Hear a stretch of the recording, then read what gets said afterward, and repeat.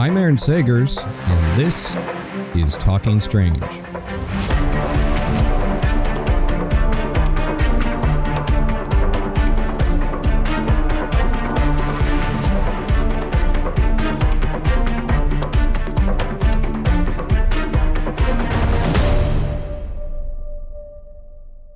Hey there, spooky nerds, and welcome to Talking Strange, a paranormal pop culture show within of Geek. As always, I am your host, journalist, author, researcher of weird things, Aaron Sagers.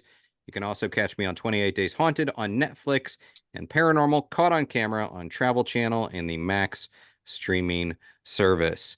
And I'm excited about this book that we're going to be talking about today. It's Shook, a Black Horror Anthology. For those of you that have caught me at New York Comic Con at the Dark Horse Comics horror panel, or have heard me talk about attending the Comic Con, I've already been talking about this book. We're lucky to have Rodney Barnes on that panel, and now I am surrounded by a bunch of other creators for this chat. So let me tell you about Shook, a Black Horror Anthology. It is in partnership with Second Sight Publishing and Dark Horse Comics and Second Sight. They're proud to present Shook with more than 190 pages of terrorizing material. The anthology is filled with stories from a range of award-winning Black writers and artists, and it is available January 31st. So let me go ahead and bring in my guests. First off, Bradley Gordon. He is the CEO of Second Sight Publishing LLC, and he's worked for Antarctic Press, Caliber Comics, and Dark Horse Comics. He's a Glyph Comics Award nominee and Sequential Magazine Award nominated writer for These Damn Kids. He is also co-creator and writer of Shook, a Black Horror Anthology. We've got Marcus H. Roberts, who is the COO of Second Sight Publishing and an editor and a freelance writer / comic creator. He's the editor for the 2022 Sequential Magazine Award nominated These Damn Kids, Athena the Undying, and Victoria Black from Second Sight Publishing. And he is also contributing to Shook. We've got Kevin Grevioux, filmmaker of Howard University, co-creator of the Underworld franchise, I, Frankenstein, and creator of the Blue Marvel character. Welcome, Kevin. John Jennings. John is a professor, author, graphic novelist, curator. He's a Harvard Fellow, a New York Times bestseller, 2018 Eisner winner, and winner of the Hugo Award for his co-adaptation of Octavia E. Butler's dystopian novel, The Parable of the Sower. And we have Alverne Ball, who is an MFA of fiction writing from Columbia College in Chicago. He recently published Across the Tracks and an homage to Greenwood, Oklahoma, illustrated by Stacy Robinson. So thank you, gentlemen, all for joining me today. I appreciate it. And let us dive in. We've got a lot to cover. And, I want to talk a little bit about each of your horror DNA. What kind of first got you into this genre, whether it was a movie, it was a book, a comic, whatever it may have been. So I'll go around the bend here. Let's start with Marcus up top. What's your horror DNA look like? The very first horror comics I was exposed to was Weird War Tales. From Weird War Tales, I kind of drifted into the black and white scene. I'm of a certain age where comics like Eerie and Creepy, Psycho, they were readily available. So diving into that and then bouncing over, I guess, with Marvel and that superhero line of horror, which featured like Brother Voodoo and Blade and The Living Mummy. Yeah, most certainly. I always liked it when we had the kind of the straight superhero characters that then got themselves into the horror scenarios, and quite honestly, as a comic book nerd of a certain age, I'm a fan of Capwolf. Just gonna say it. So, and Marcus, I see for you, you're rocking the Shook t-shirt for those that are watching this as a video episode. So this was a gift from my wife. It's a good gift. I would like one as well. And A Alverne, t-shirt or a wife? uh, I could use the t-shirt. Alverne, how about you? What's some of your horror DNA? For me, it actually comes down to I think Young Goodman Brown, the short story that really captured me as a young age. But I think in my older years, it was the movie Seven. Seven has inspired a lot in my writing, especially as a screenwriter. It was one of the things that really captured me. And what was it about the flick Seven in particular that got you? I don't know if it was Fincher's coloring in the film, but I really watched the movie for so many times. I finally picked up the screenplay and started reading it, and it just, I don't know, reading the screenplay is like a doorway into a whole new world for me, Yeah. and it just opened up and gave me permission to write some of the dark things that were in my head, I guess. John, how about you? Let's see. So I was introduced to horror by my mother. You know, my mom is still a massive consumer of all things horror, so I kind of lucked out. She was an English major at Alcorn State University, and was always a huge fan of Edgar Allan Poe. So I started reading Poe at a very early age. I grew up in a very agrarian setting in Mississippi. You know, came of age in the '80s and stuff. So like Marcus and Kevin in particular, you know, I was reading stuff like you know, creepy and eerie, but also looking at things like, you know, Dr. 13 and Tales from Unexpected and stuff like that. And then on the horror movie side, my mom and I would watch a ton of horror movies, including a lot of stuff that I probably should not have been consuming at the age I was. So I started in like the Gothic era, and then I kind of like segued into more like weird fiction and like cosmic horror, actually. So, you know, so Stephen King, Clive Barker. The movie that really impacted me the most though was Phantasm. Ooh, okay. Yeah, It's a the good movie one. messed my head up. I still don't understand Very what it's good one. about. But it's just like terrifying. It's a funny thing about moms when they like horror, because my mom, she denies this, and yet I have this sort of core memory of it kind of going around the corner when I was supposed to be in bed or whatever, and her watching Hammer horror movies.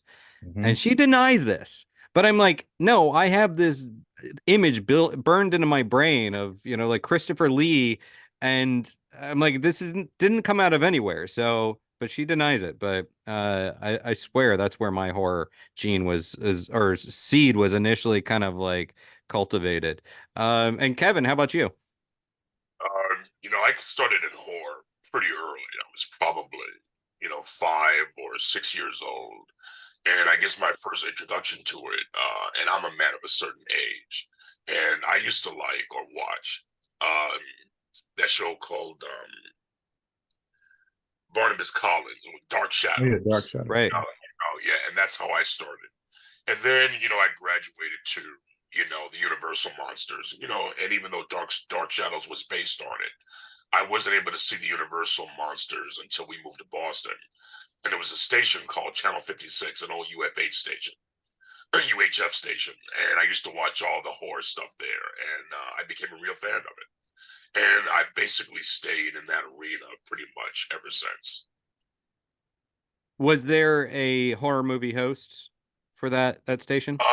No, there was not.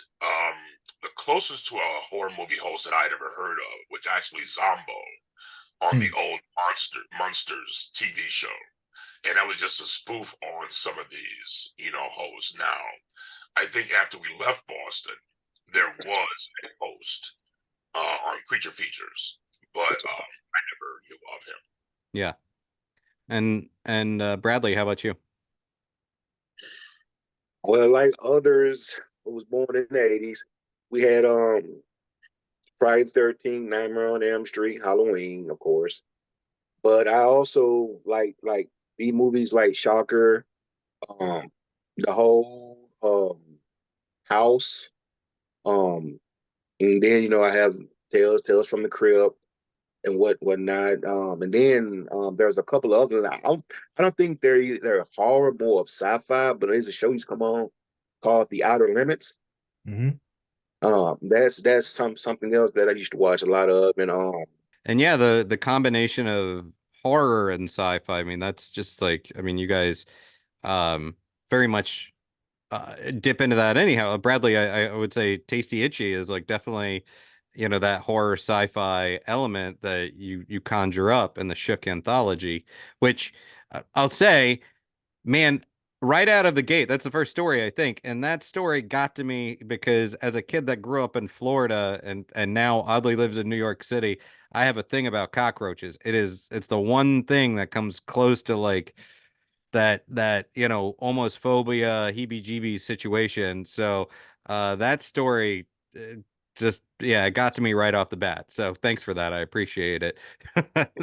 you will. But so Bradley and Marcus, as CEO and then COO of Second Sight Publishing, talk to me a little bit about the origin story of Shook. How did this project come about? And also, why did you decide to really make it an anthology as opposed to, you know, doing just one standalone story? And Bradley, why don't you start with that, and then Marcus add to that, please. Okay. Actually, Marcus, I'll let you start this one. You had more involvement than I did. Way more. Well, John and I, and Bradley and I, as you know, Bradley and I are friends. John and I are friends, and as friends, we talk about what we like, what we dislike. We know our origin. So John is originally from the South, even though he lives there in California. And loving horror like I love horror, we connected on the movie Phantasm, actually. Phantasm was like, that was the most traumatizing movie of my childhood. I can still close my eyes and see the flying balls. So, you know, having that connection and sharing a friendship, and he quickly became a person that when I wanted to know something, I could call him or ask him, shoot him a message, and he always had a good answer for me. So, you know, we developed a friendship, and we talked about creating some type of book. And he mentioned about a magazine that he was wanted to start, entitled Shook. And, you know, he told me about that, and it kind of died there. But I met Kevin at a con. Of course, I applaud him on all his accomplishments, and I told him one day we got to work together, man. And that super heavy voice said, "Yeah, just call me." So I put a check on that. And then Bradley and I were wanting to put together an anthology. We were already doing anthologies for Caliber Comics with Mississippi Zombie, which we have 3 volumes of, and The Harvest of Horror, which we have 3 volumes of. But we wanted to do another one, and talking about doing that one, and knowing that John wanted to do something, knowing that, you know, Kevin had already said, if you put it together, I'll work on it. Actually, even talking with Alverne, and Alverne had signed on before he even knew what the project was. So it started just talking with friends, but then it became more serious when Bradley and I were talking, and we were trying to come up with a name for the book. And we thought about the Dream Team. So we were like, you know what, we need to apply the same thing with this book, that the Dream Team was for the Olympics. You know, we took the best people that we could find, the best people in our estimation that were out there writing comics, writing horror. And we put them all together on one team and put that team in this book. Once I mentioned it again to John, John said, "Yeah, I definitely want to take part." And I asked him about the name for that magazine, which was Shook, and he said, "Yeah, let's do it. I don't want to see that name go to waste. Let's do it." And you have it there, Shook. And yeah, we've got, I think, 12 stories, and it covers pretty much, I would say, so many different flavors of the horror genre. Did that just kind of come about organically, or was there, in this kind of assembly of this dream team, was there this awareness of like, okay, David would have been the guy that we want to get this kind of horror comedy out of, and we knew that we're gonna we need something that has sort of like a, elder god, almost Lovecraftian vibe to it, or, like, talk a little bit about the pieces that you guys pulled together. Is that, Bradley, is that something that you would want to speak to? Yeah, we really just let the creators do their own thing, no guidance whatsoever. Um, Knowing me knowing Kevin and me knowing John, I kind of knew what they were gonna bring to the table. What Kevin doing, Underworld, Frankenstein, and whatnot. Yeah, he had the oh shit, the dead something. He pretty much had the black vampire anti-gun it down on lock. You know, John, he's deep characters, with personalities and whatnot. Yeah, I kind of expected that from him too. Me, like Marcus said, the shock and awe guy. Um, I'm going all out, blood and guts and gore. That's my thing, you know. But mainly we just wanted the guys to bring their own flavor to it. So, John, Yeah. your two stories that you contribute to this, we've got The Breaks and then Lady of Rage. And these are two stories with a woman protagonist, Mhm. and definitely two different kinds of vibes. We have one that's kind of like a near death story, and then one that's very much a great revenge epic, kind of encapsulated in a couple pages. Now, were these stories that you already had kind of kicking around in your brain? Did they just Was this something you were like, you know what, I've been waiting for a good medium for this, and here it is? Or why these two? Yeah, it's more the latter, actually. So what's interesting about those two stories is that there's some of the two of the first stories that I ever wrote. They actually had been on my desktop for a long time. The breaks had been done for a while, actually, and I thought it was interesting because I was all, like you said, I was looking for a venue. I was looking for a space that made sense to publish them. Um, I've always been interested in intersections between like Black popular culture and horror. So, that's why the breaks happened, as far as, I have a deep interest in hip hop culture and also different factions of how people kind of view it as a medium, And so that particular story is not necessarily horror, but it deals with like the ennui of like letting the past go, and that's kind of like what that story is about. But also, speaks to the AIDS crisis and things of that nature. And then of course, Lady of Rage is a it's basically against violence against women, essentially. And so you're right, it is a revenge fantasy story. And it's something I'm very serious about as far as like how we treat not just women, but each other too. So that one has some very particular, like almost not necessarily Lovecraft and different like weird fiction, as far as like the strangeness of what happens to the the main kind of antagonist, So that's where those came from. And working with Jarmel on that, I thought was really cool. I got a chance to work with like some new you know, inkers and colorists and stuff on that too, to kind of get it was a really cool way to get like new blood into the stories, I think.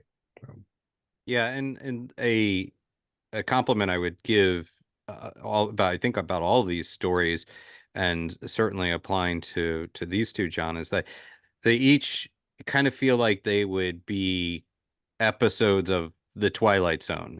Like, you definitely have that kind of, I hate to say twist, because it's not really a twist, but it's comeuppance. Yeah. It's universal, a sense of universal just. Maybe that's good nor bad, who knows? But it's so I felt like that fit within that kind of that vibe. Kevin, how about you? Talk to me a little bit about the story that you contributed to Shook, and why this one? For me, I just like heroism, and I've always wanted to create my own monster hero. The issue I had was just how to do that, and so I came out with Ezra, a character that originally appeared in I Frankenstein, my screenplay, but for whatever reason, it was cut out, and I said to myself, you know what, this was a character I wanted to play. Yes, this was a character I was going to play in the film, but since it did not happen that way, I decided to take that character and create a comic book universe, around him, a monster universe around him, and the things that he does. And so that was my inspiration for that, really. And giving him a unique power set, I thought was very interesting. He is what we call a mimic, or an emulate.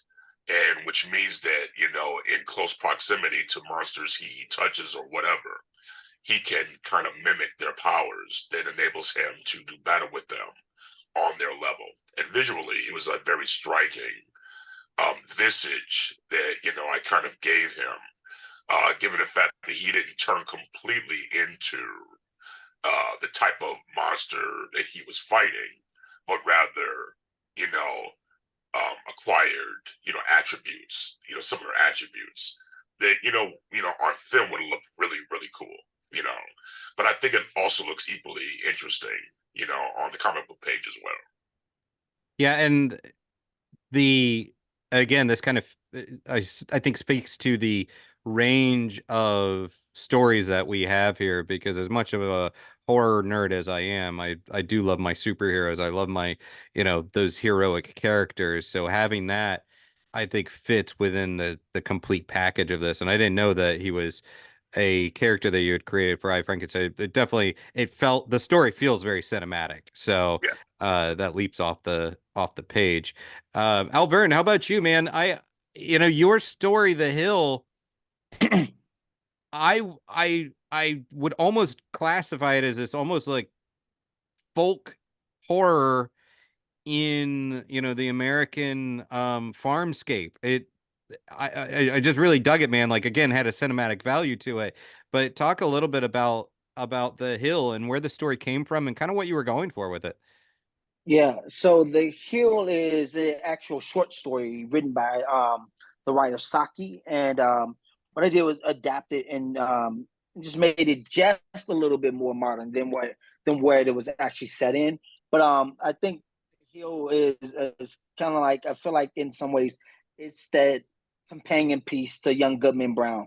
I like the idea of, or even in suspense, about the olden days, before we had phones and computers. I feel like magic really existed, and that idea of, like, when you think of any type of horror, it's usually set off and removed from the real world in some way, where you can't just reach out and get help. So for me, The Hill was that idea of talking about, people that farm, or that what we call that lost culture of farming, or agriculture, and how that's still relatable. When you think about Children of the Corn, it's set on a farm. It still scares a lot of us, just to think about, like, if we got lost out on farmlands, which isn't even wilderness. So for me, it was just a story that I had adapted a long time ago, and it's just been sitting on my hard drive. And when Bradley and them said, "Okay, we're doing this horror thing," I was like, "Oh my God, do I have a horror story?" Because I had just written and published a short horror Western story. So I was like, I think I'm out. And then all of a sudden, The Hill popped up, and I was like, you know what? I got something that nobody's thought about doing. And I sent it to Bradley and them, and they were like, "Yeah, we want to do this." And I always like those stories where we have sort of the savvy, intelligent, person that is thrust into this world of superstition and magic, who is the non-believer, but it ends up, doesn't typically go so well when someone is warning you, don't walk in the cornfields, don't do this thing, but you're like, I'm gonna go for it anyhow. Yeah. Bradley, I mentioned Tasty Itchy, which is this post-apocalyptic horror sci-fi big bugs vampire story. I dig it, and the art is also just luscious on that. It's really gorgeous. But then you also have Evil Lives. Now, in this, I want you to talk a little bit about Evil Lives, but I also, my burning question is there more to There is this more. universe? There is more to it. What I tried to do was um, Evil Live. It's gonna continue in future volumes of Shook, but it also gonna branch out and be its own thing as well. It's part of this horror universe that I had created prior to this when I worked with Antarctic Press and Mississippi Zombie with Caliber. They're all in this one universe. With Evil Live, it's part of that universe. So it's definitely gonna branch out. It's gonna be in future volumes of Shook, probably volume 4 and up. But it's yeah, there definitely be more of it. For the story, um, it's my version of, I don't know if you remember this movie called Red Dragon. Mm-hmm. It's my version of that. Cut and clear. Okay. So we might be seeing more of these same characters carried throughout. Gotcha. I guarantee it. And just picking up on that, Bradley, you're confirming that we're going to see more of the Shook anthology. Hopefully.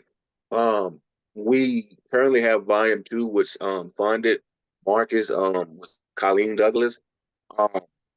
So yeah, right after volume 2, we're gonna get working on volume 3 once the Kickstarter awards go out and whatnot. But yeah, there definitely will be more Shook as long as me and Marcus breathe. Well, Marcus, I'm looking at John drinking out of this TARDIS mug, but meanwhile, your story of Hell to Pay, I don't want to give anything away because I did not see where this was going, but it has a very Whovian Doctor Who element to it. Tell me, share a little bit more about that story, but also this kind of a combination of time travel and horror and why that was such a compelling topic for you. Well, the story original was a radio play that was written by Professor James E. Tokley, who is the former poet laureate of Hillsborough County. He was teaching at a small college, and my niece was taking a class under him. And one of the very first articles that I wrote for the World of Black Hero websites, my niece was so proud of it, she went and showed it to her teacher, Professor Tokley, and he actually did corrections on it. So I was like, I got to meet this guy who just red penned my stuff. And that's how he and I met. And in talking with him and talking about his history, he told me about this radio play. And when he described the radio play to me, I could see it so clearly that I told him that, I need to make this visual. So that's the origins of the story. Now, the story in itself, and of course, translating it from the radio play, which written out was only about 4 pages, to the 20 pages that I produced. There were a lot of elements that I had to add in, but I kept it true to what the radio play was about, which was scientists who wanted to go back in time to correct what they felt was a wrong that occurred or actually initiated one of the big moments in the civil rights movement. So they built the time machine to go back and do this, not knowing that in certain places, time travel is not permitted. So instead of traveling back in time, they actually travel to hell. And the story takes off from there. It's also this notion of like there are certain moments fixed in time that you can't go back and change. And I don't know. I mean, this could be a whole other conversation about time travel and whether or not it should be done, and what, going back and killing baby Hitler, it's the problems wrapped up with all that. I won't go down that rabbit hole too much because we'll never get out of it. But with all of these different stories, well, actually, with this anthology, there are so many like Black creators, and so many Black creators within the comic book medium, but it seems like this still feels like such a special presentation. As Shook, I know it's not hitting the stands yet, but as you're kind of rolling this out to your friends and your colleagues and everything, is there any level of is it a level of surprise that you're encountering, that it's taken this long for this kind of anthology to come about? What kind of reactions are you getting just from your friends and colleagues? And anyone can jump in here if anybody wants to start. I'll throw it to Kevin since I haven't heard from you for a couple minutes. The way I look at it, this was a very important, book to do. Just given the fact that for so long, we have not, really embraced genre in our community. It's mostly been about the effects that racism has wrought upon our people, which I guess in a way, off kilter way, you can look at that as a horror story in and of itself. But specifically talking about genre is something that typically our people have not, necessarily done to a great degree. So I think in looking at this assemblage of talent and doing the things that we're doing, I think it's important culturally, and for the wider audience to say, hey, look, we can be involved in various things. Oh yeah, most certainly. And well, let me hear from someone else. John, how about you? Well, I often want to try to get to the point where, Black creativity, Black speculative fiction is just normalized. You know what I'm saying? Like, I really want to get to the point where there are no more firsts for Black Americans or for Black folk in the diaspora, across the board. And as Kevin's stating, I mean, there has been, I think, traditionally kind of for one reason or another, like looking down the nose at like genre fiction, comics, science fiction, and this is kind of endemic to society at large, but also like definitely if you are like coming from a space of oppression and you want to try to like become accepted in a particular space, you emulate what the societal norms are, right? So if you look at something like the Harlem Renaissance, why weren't there like cartoonists working in the Harlem Renaissance, or like comic book artists working in the Harlem Renaissance, that kind of thing? Everybody wanted to be poets and painters and things of that nature, because artistic prowess is like an intellectual practice, right? And so these things are considered low, so we're just getting to the point where like graphic novels and comics in society and American society at large are still growing. Like there's not really a adult comics industry really. It's kind of hit or miss. It's still like very relegated to kids and stuff like that. So I think that this is a good step forward to kind of start looking at like more genre, like Kevin was saying, but also looking at the medium of comics as being just as adept at telling any kind of story, and that's what we need to get to, because people still really think of comics as just being for like funny animal stories and superheroes, which are great. I love those. But also, it's good for like horror and literature and other literate spaces.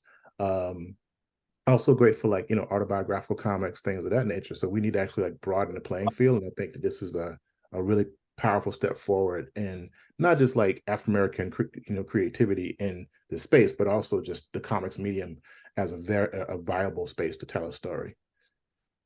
Alverne, will you add to that, especially considering with the story that you adapted, this does have these elements of fantasy, as I kind of interpreted it. It seems like we have this kind of folk horror thing, and that has not typically been associated with Black creators in a Black community. It doesn't mean that it shouldn't be, but it's not stereotypically associated with that. So add to that.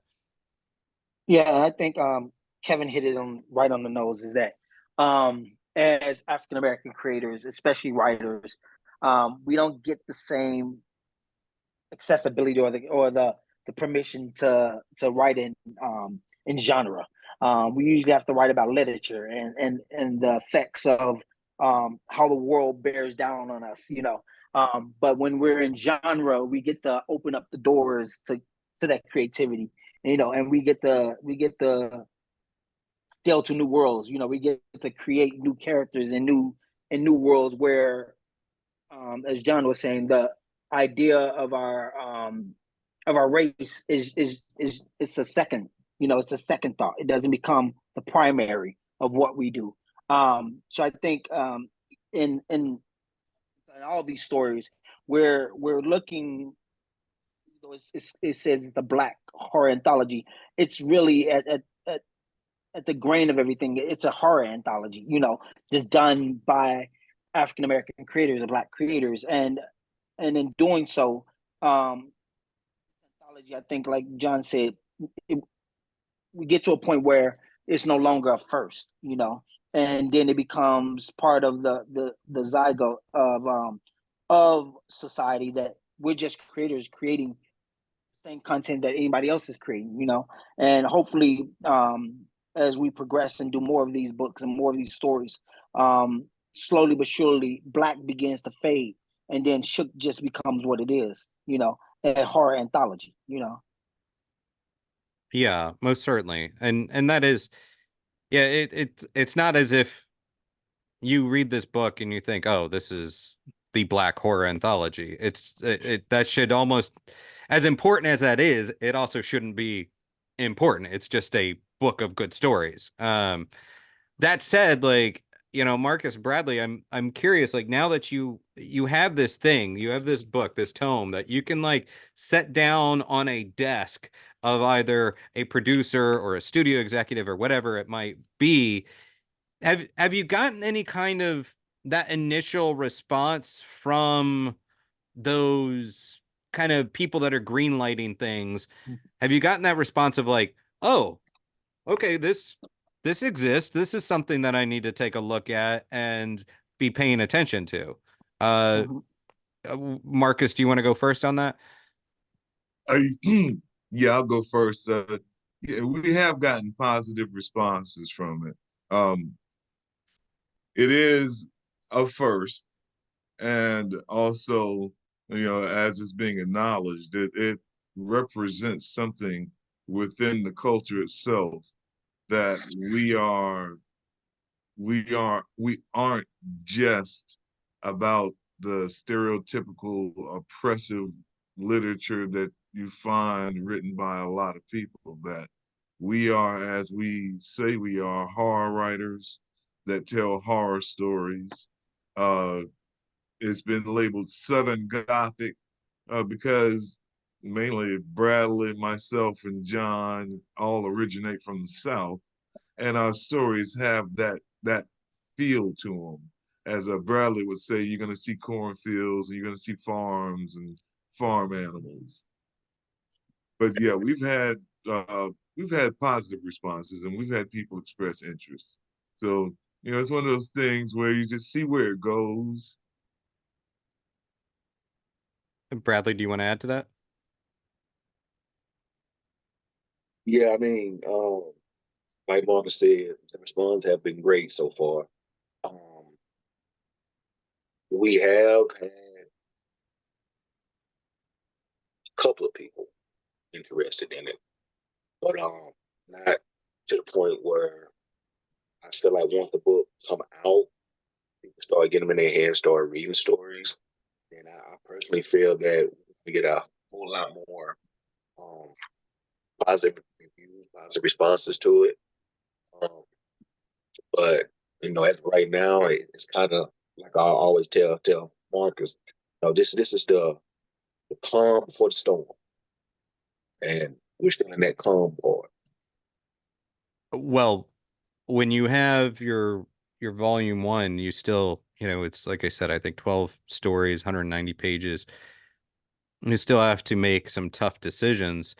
Are there any stories that you looked at that you would have loved to include in volume one, but now you're kind of holding that one aside to include in the next volume? Anything you can tease out that didn't quite make it to the first one? Uh, well, I mean, Tasty Issue Part 2. I've actually written the script for it already. Um, it's gonna go a little bit deeper than what the first part did. Um,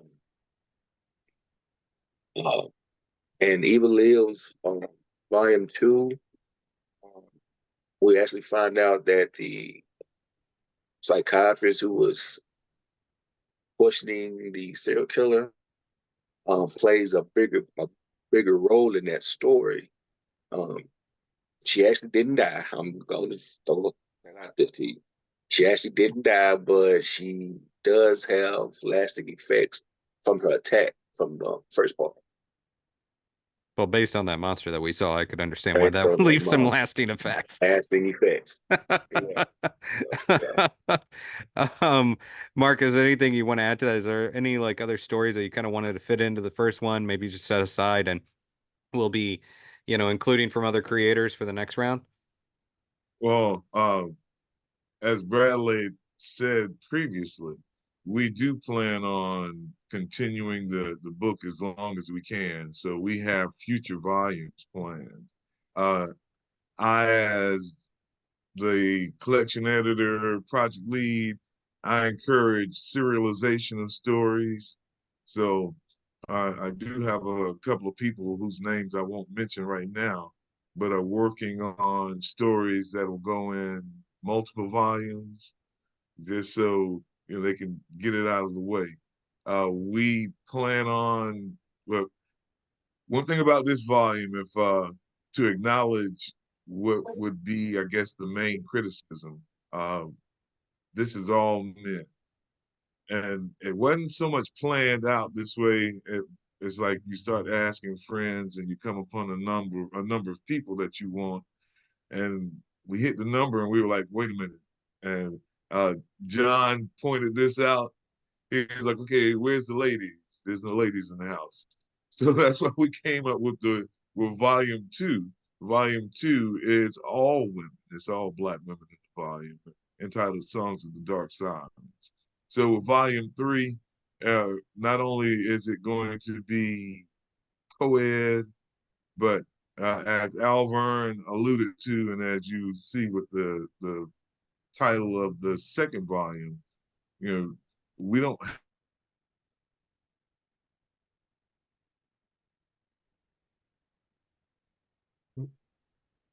Okay. I think we froze on Marcus there. But we'll come back What to Marcus was saying was Have when to announce that I'm gonna this is continue to a what he Black was saying. anthology. wait, hold on. Time He out for a came back second. in. See if he is catching I'm up. Okay, you're back. So pick up okay. that thought. You were saying about co-ed, the second volume be all women, co-ed would be the third, and then pick it up from there is where I lost you. Okay. Third volume would be co-ed, and as Alverne alluded to, we don't have to say a Black horror anthology. The horror anthology is good enough. It's more than good enough. There was a certain charm coming up with the first one, Shook, a Black horror anthology. I mean, it just rolled off the tongue so well that this is what we named it, and this is the name that it carries. But uh, like John mentioned, the normalization of Black creators, Black writers in the horror genre. Yeah, and that's where we see this book. That's what we see this book as pretty much introducing. Like, we got Black creators that do horror comics. Black writers, prose writers, novelists, they're well established. But in the comic book universe, I mean, there are a couple of people that I can name right off the top of my head. But then after that, You dig deep into the independent line. So just bringing more Black writers and creators into the mainstream, into the forefront, to let everybody know that we're here, and introducing them in a book such as this. Yeah, and the honestly, like each of you guys are very accomplished, very well established, and man, this kind of platform would be so great to open those doors to, younger unproven people and giving them a shot to like launch their story and maybe even kick off that franchise or their ongoing monthly title or whatever it might be after that. Would that be something that you would be interested in, essentially like Shook as not a trade paperback that comes out in volumes, but almost like an imprint where you could just kind of keep it going outside of the anthology format? That's what Mississippi Zombie and Harvest of Horrors are. And Bradley can speak on this better about the creation of those particular anthologies. Yeah, with getting to deal with Caliber Comics, Mississippi Zombie, I originally envisioned it as a platform for Black creators to come in and tell their stories and get their names out there into the mainstream with with books like Marvel and DC and Image and whatnot. At the time, I'm just be blunt, not a lot of Black people wanted to tell horror stories, so it kind of drifted to the white, mostly white, until recently, until it hit 2 and 3. And for the first 2 issues, me and Marcus were the only Black people that actually started over doing stories for the books. So yeah, it's definitely, Mississippi Zombie is definitely a book for creators who are just now, who's trying to get their name out there, trying to get a foothold in the industry to get in and get their work seen. Same thing with Harvest of Horror. Those are our, as I tell Marcus, our platform books for people, so we can see who has really who have like certain talents that we wanted to put on some of our main titles. But it expanded beyond that. So we just use those for like a little platform for people get their footholds in the industry. That's kind of like what we're hoping for sure, pretty much.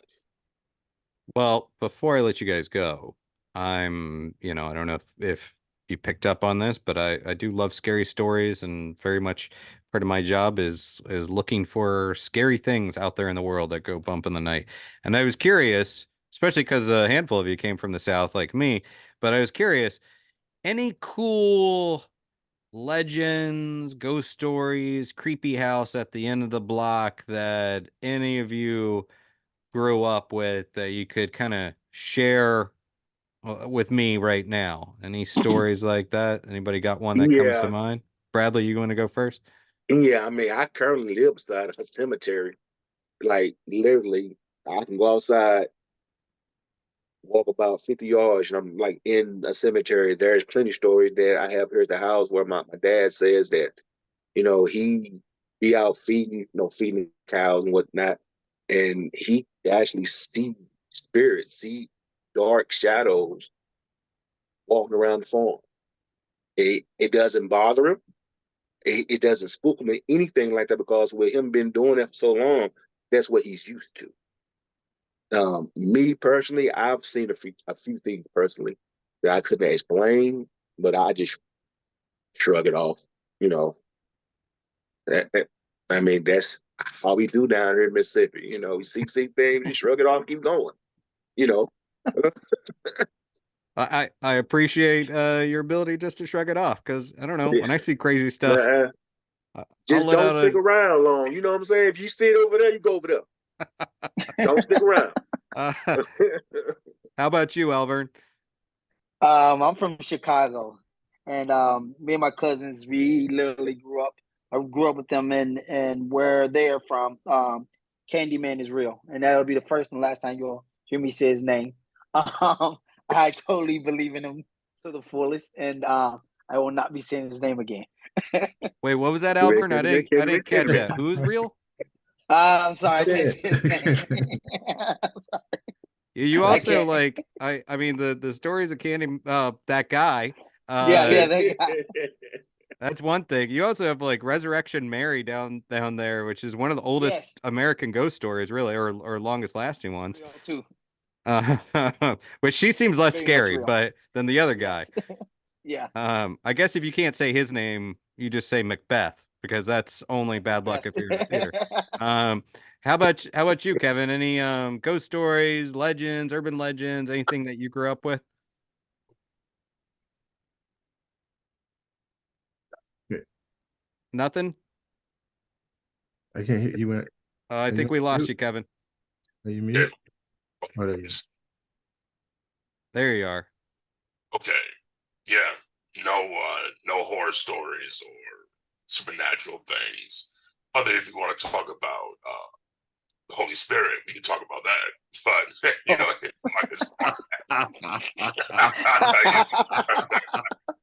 you know what? I'm totally okay with that too. But yeah, but nothing monstrous or spooky. You know, I have my own views on some of that stuff that might not jive with most people's, but you know, that's just me. do you want to share that? I mean, I'm interested. Well, I don't believe. I believe in demons. I don't know if I believe in. I don't believe in ghosts. You know what I'm saying? So I It's believe. a thin line. No. Well, no. Well, the thing is, you know, demons are spiritual beings, but you know, according to the Bible, and that's my truth and authority there. For everyone is appointed to die once. After that, the judgment. So after you die, you're going to go to your eternal destination. You know, if you've accepted Christ and you believe the gospel and repented, absent from the body, present with the Lord. If not, there's the other place. Now, demons can manifest themselves as different things. That I do believe. But have I seen that? No. But I do believe that happens. And it's interesting. I respect that viewpoint because it's certainly something that members of my family and folks out there that I've interacted with, it's either it's of God or it's of something else, and so you get one or the other. But lots of weird stuff happening out there. I respect that viewpoint.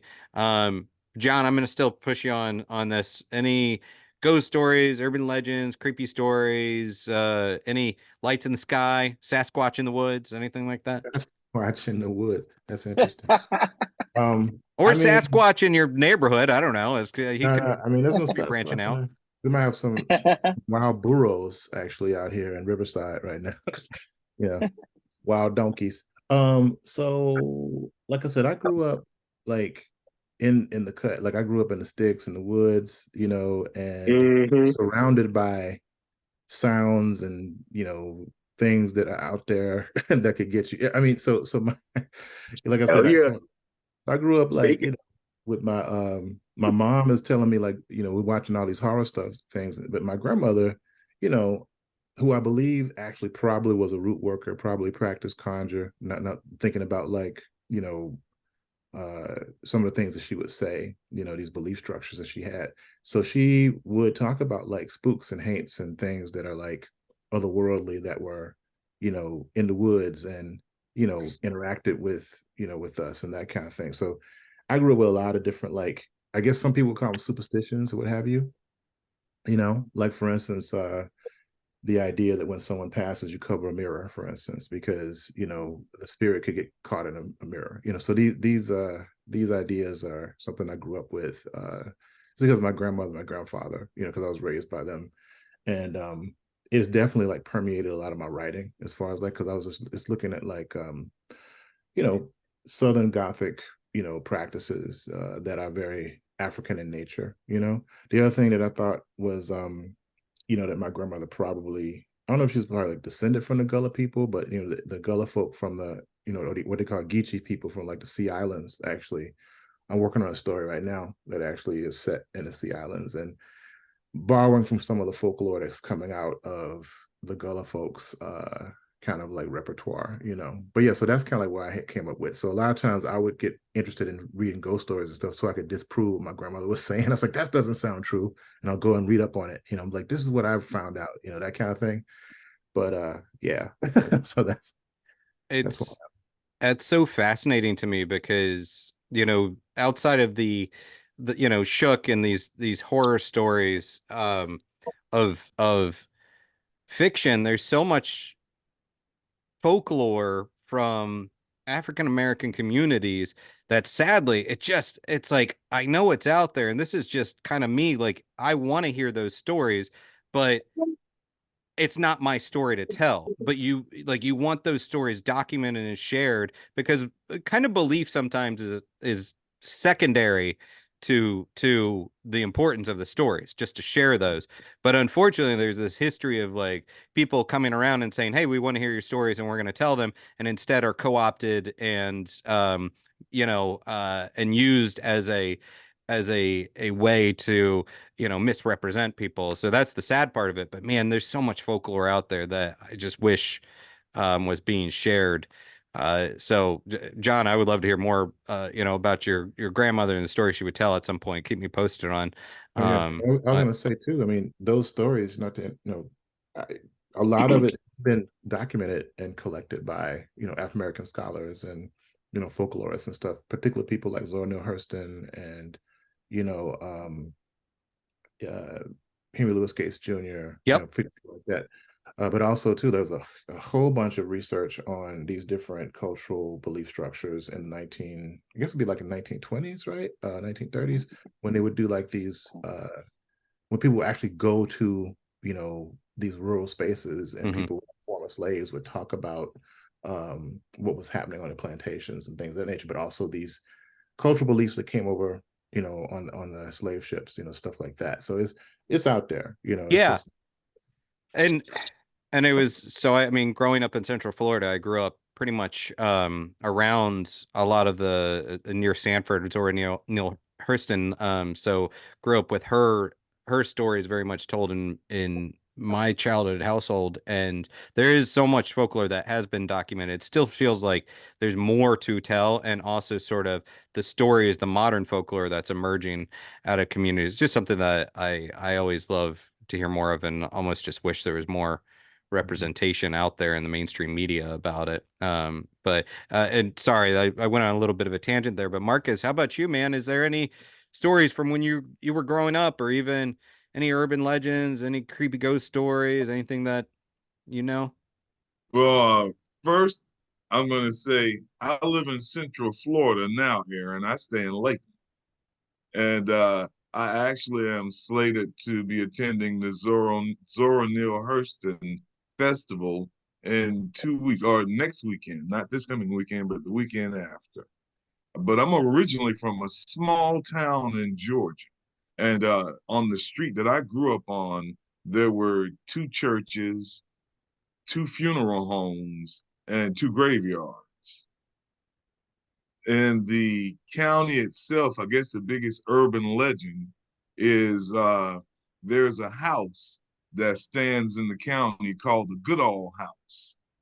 And the story of the Goodall House goes that this preacher came through the town of Jacksonboro, and the townspeople threw him out of town, roughed him up, threw him out of town. And there was a bridge in this big creek that they forced him to go across. And the preacher dusted the dirt from the town off his feet.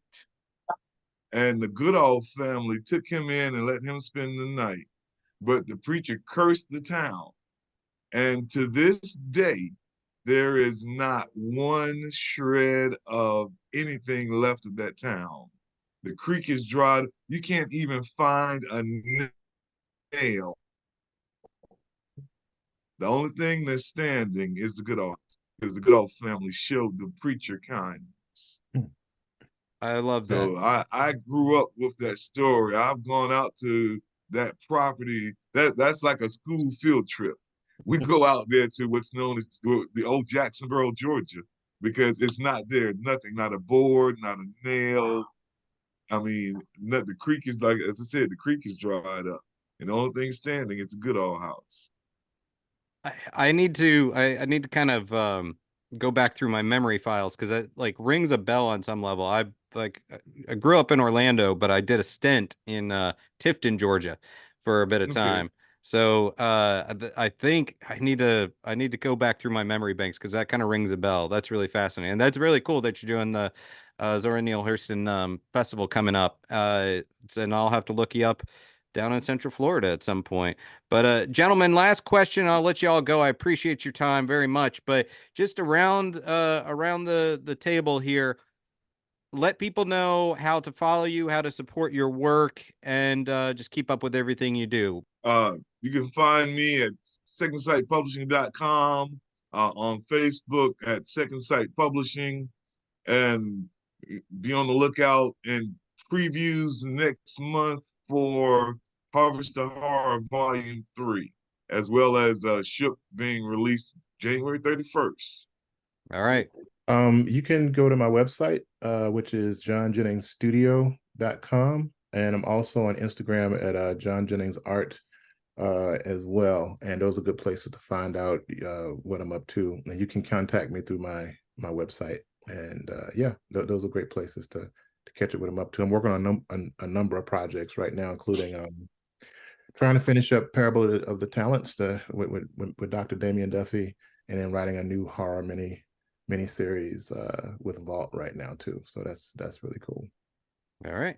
You can find me on social media, Twitter, Facebook, Instagram, Threads. I'm also on my website, darkstormcomics.com. Alverne Ball. You can find me on every social media platform, or you can go to my website, alvernedball.com. You can find me at secondsightpublishing.com, Second Sight Publishing on Facebook, Bradley Gold on Facebook. You can find me at Second Sight Pub on Twitter. You can find me at LinkedIn. You can find me over under at Instagram at Bradley Golden 6. All right. And the book is Shook, a Black Horror Anthology by Dark Horse Comics and Second Sight Publishing LLC, and it is available January 31st. I'm Aaron Sagers, and this has been Talking Strange. And until next time, be kind, stay spooky, and keep it weird.